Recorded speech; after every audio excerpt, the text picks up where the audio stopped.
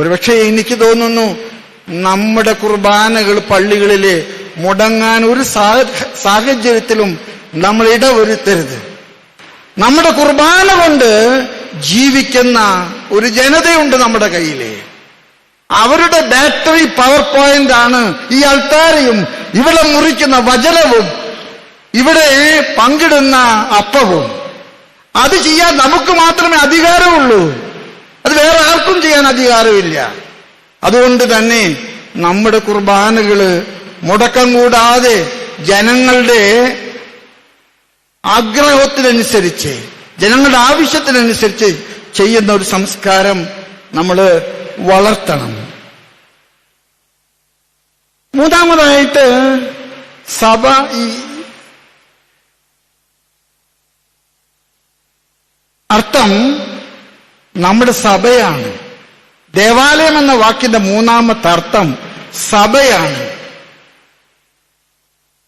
നമ്മൾ വളരെ കഷ്ടപ്പാടുകളിലൂടെ കടന്നു പോകുന്ന ഒരു കാലഘട്ടമാണ്. നമ്മൾ കടന്നു പോകുന്ന കഷ്ടപ്പാടുകളുടെ അടിസ്ഥാന കാരണം എനിക്കിഷ്ടമുള്ളതുപോലെ കുർബാന ചെല്ലാൻ എന്നെ അനുവദിക്കണം. ഞാനിന്ന് ആദ്യത്തെ വായനയിലേക്ക് വരികയാണ്. ആദ്യത്തെ കൂടാരത്തെക്കുറിച്ചുള്ള മോശയ്ക്ക് കൊടുത്ത, യഹോവയായ കർത്താവ് കൊടുത്ത നിയമങ്ങളാണ്. നീ കൂടാരം എങ്ങനെ പണിയണം, വിളക്കെവിടെ കൊളുത്തണം, നീ പുസ്തകം എവിടെ വെക്കണം, അവിടെ എന്തൊക്കെ ഉണ്ടായിരിക്കണം. അത് ദൈവത്തിന്റെ നിയോഗമാണ്. അത് ദൈവമാണ് നിശ്ചയിക്കുന്നത്. എന്റെ സൗകര്യവും എന്റെ ഇഷ്ടവും അനുസരിച്ച് ചെല്ലാനുള്ള ഒന്നല്ല നമ്മുടെ ആരാധനക്രമം. അതുകൊണ്ട് തന്നെ സഭ എന്ന് പറയുന്നത് ഇന്നത്തെ വായനയിൽ മനോഹരമായിട്ട് വായിച്ചപ്പോൾ പറഞ്ഞു, അത് ക്രിസ്തുവിന്റെ മൗതിക, it is the body, mystical body of Christ. It is the mystical body of Christ. അതുകൊണ്ട് തന്നെ ഞാൻ ചിലപ്പോഴൊക്കെ അച്ഛന്മാരോട് പറയാറുണ്ട്, ബൈബിളിലെ ഒരു വരി മാറ്റാൻ നമുക്ക് അവകാശമില്ല. അതുപോലെ തന്നെയാണ് കുർബാന പുസ്തകത്തിലെ അച്ഛന് തോന്നിയത് ചേർക്കാനും തോന്നിയത് വെട്ടിക്കളയാനും ഉള്ള സ്ഥലമല്ല. അത് കർത്താവിന്റെ പെസഹ രഹസ്യത്തിന്റെ അടയാളവും തുടർച്ചയുമാണ്. അതുകൊണ്ട് തന്നെ നമ്മുടെ വിശുദ്ധ കുർബാനയും ആരാധനക്രമവും പരിപാവനമായിട്ട്, അത് സഭയുടെ മൗതിക ശരീരത്തിന്റെ അടയാളങ്ങളാണ്. അത് കർത്താവിന്റെ സഭയുടെ അടയാഭരണങ്ങളാണ്. അത് സഭ നിർദ്ദേശിക്കുന്നത് പോലെ, സഭ ആഗ്രഹിക്കുന്നത് പോലെ ചെയ്യാനായിട്ട് നമുക്ക് കഴിയട്ടെ. ഈ പള്ളിയുടെ സ്വർഗീയ മധ്യസ്ഥൻ വിശുദ്ധ സെബസ്ത്യാനോസാണ്. ഞാൻ പലപ്പോഴും നമ്മുടെ ആളുകൾക്ക് വിശുദ്ധ സെബസ്ത്യാനോസിനോട് ഭ്രാന്തമായ അടുപ്പമാണ്. ഈ ജനുവരി മാസത്തിലാണ് സകല പെരുന്നാളും. അതിനെ നമ്മുടെ നാട്ടിൽ, ഞങ്ങളുടെ നാട്ടിൽ വിളിക്കുന്ന അമ്പ് പെരുന്നാൾ എന്നാണ്. എന്തുകൊണ്ടാണ് സെബസ്ത്യാനോസിനോട് നമ്മുടെ കാർന്നവന്മാർക്ക് ഇത്ര ഇഷ്ടം തോന്നിയത്? അതിന്റെ കാരണം അദ്ദേഹം ഒരു വൈദികനല്ലായിരുന്നു, അദ്ദേഹം ഒരു സന്യസ്തനല്ലായിരുന്നു, അദ്ദേഹം ഒരു പട്ടാളക്കാരനായിരുന്നു. ഡയോക്ലീഷ്യൻ ചക്രവർത്തിയുടെ അഷ്ടസൈന്യാധിപരിൽ ഒരാളായിരുന്നു സെബസ്ത്യാനോസ്. എന്റെ പ്രിയപ്പെട്ടവരെ, സെബസ്ത്യാനോസിനെ കുറിച്ചിട്ട് വായിച്ചപ്പോൾ എന്റെ മനസ്സിലൂടെ കടന്നു ഒരു ചിന്തയുണ്ട്.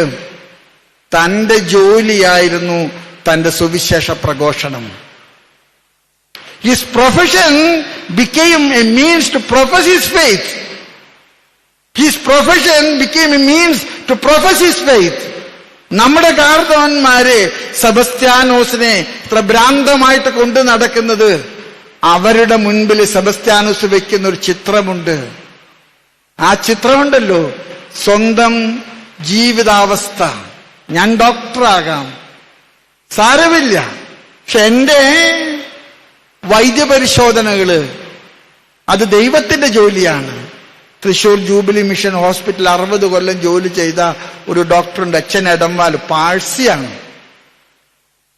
അദ്ദേഹം 90 വയസ്സപ്പോൾ തൃശൂർ പൗരാവിൽ അദ്ദേഹത്തിന് ഒരു സ്വീകരണം കൊടുത്തു. ആ സ്വീകരണത്തിൽ അദ്ദേഹം മറുപടി പറഞ്ഞപ്പോൾ പറഞ്ഞൊരു വാചകമുണ്ട്, many have asked me why I not become a Christian.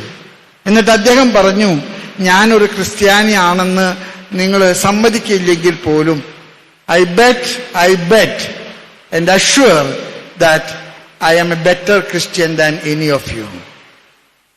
I am a better Christian than any of you. ഞങ്ങളുടെ ജൂബിലി മിഷൻ ഹോസ്പിറ്റലിലെ കപ്പേളയുണ്ട്. ആ കപ്പേളിൽ കർത്താവിന്റെ ക്രൂശിത രൂപമുണ്ട്.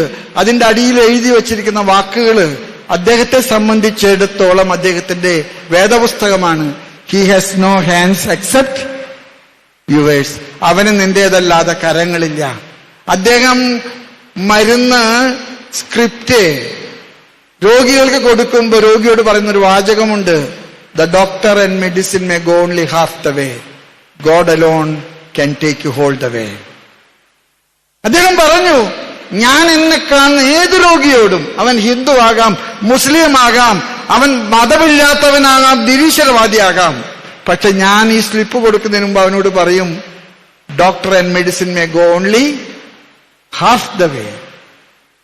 God alone can take you whole the way. സെബസ്ത്യാനോസ് നമുക്ക് നൽകുന്ന മാതൃക അതാണ്. അച്ഛന്മാരെ, നിങ്ങളാരും തന്നെ അത്ഭുതാവഹമായിട്ടുള്ള അസാധ്യ കാര്യങ്ങൾ ചെയ്യണ്ട, ഒന്നും ചെയ്യണ്ട. നിങ്ങളുടെ ശുശ്രൂഷ മനോഹരമാകട്ടെ.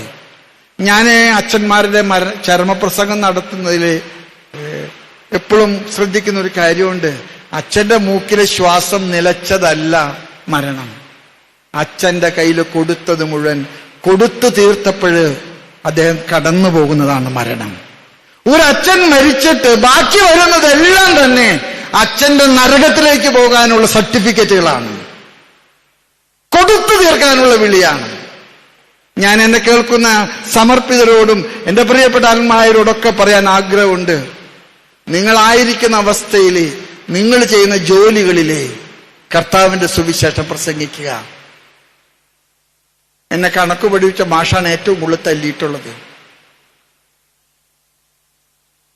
എന്റെ അമ്മ പട്ടത്തിന് മുമ്പ് അദ്ദേഹത്തിന്റെ അനുഗ്രഹം മേടിക്കാൻ പറഞ്ഞ് അദ്ദേഹത്തിന്റെ വീട്ടിൽ ചെന്നപ്പോൾ അദ്ദേഹം എന്നെ കെട്ടിപ്പിടിച്ച് പൊട്ടിക്കരഞ്ഞു. എന്നിട്ട് അദ്ദേഹം പറഞ്ഞു, ഞാൻ നിന്നെ എത്ര തല്ലിയത് കണക്കിന്റെ മൾട്ടിപ്ലിക്കേഷൻ തെറ്റിയനാണ്, പട്ടിക തെറ്റിയത്. മോനെ, ഞാൻ നിന്നെ തല്ലിയത് കണക്ക് പഠിപ്പിക്കാനല്ല, കണക്ക്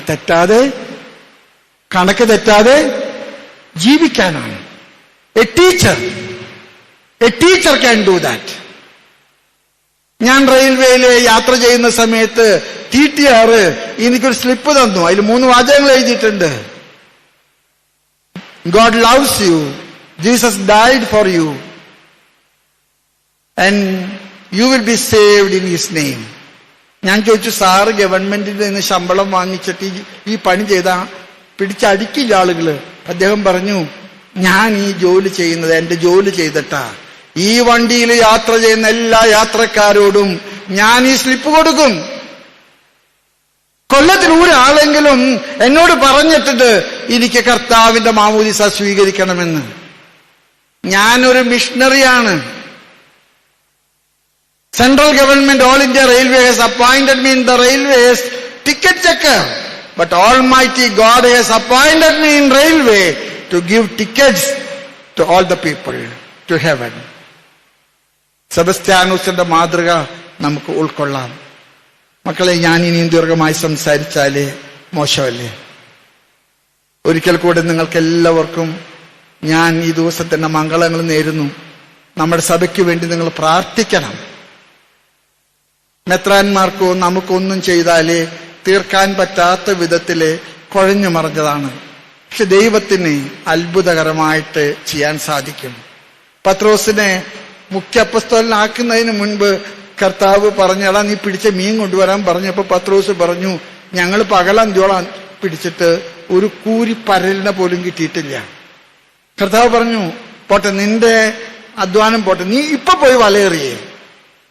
ആ വല നിറയുവോളം വല കീറിപ്പോകുമോ എന്ന് പത്രോസിന് ആശങ്ക തോന്നി. ഒരുപക്ഷെ നമ്മുടെ സഭ ഇനിയും ആഴത്തിലേക്ക് വലയെറിയാൻ കർത്താവ് നമ്മെ വിളിക്കുന്നു. നമ്മൾ പരാജയപ്പെടുകയില്ല. നഷ്ടപ്പെട്ട കിരീടം സീറോ മലബാർ സഭയുടെ തലയിൽ വെക്കാൻ ദൈവം അനുഗ്രഹിക്കുമെന്ന് ഞാൻ പ്രാർത്ഥിക്കുന്നു. നിങ്ങളുടെ പ്രാർത്ഥനകൾ യാചിച്ചുകൊണ്ട് പിതാവിന്റെയും പുത്രന്റെയും പരിശുദ്ധാത്മാവിന്റെയും നാമത്തിൽ ആമീൻ.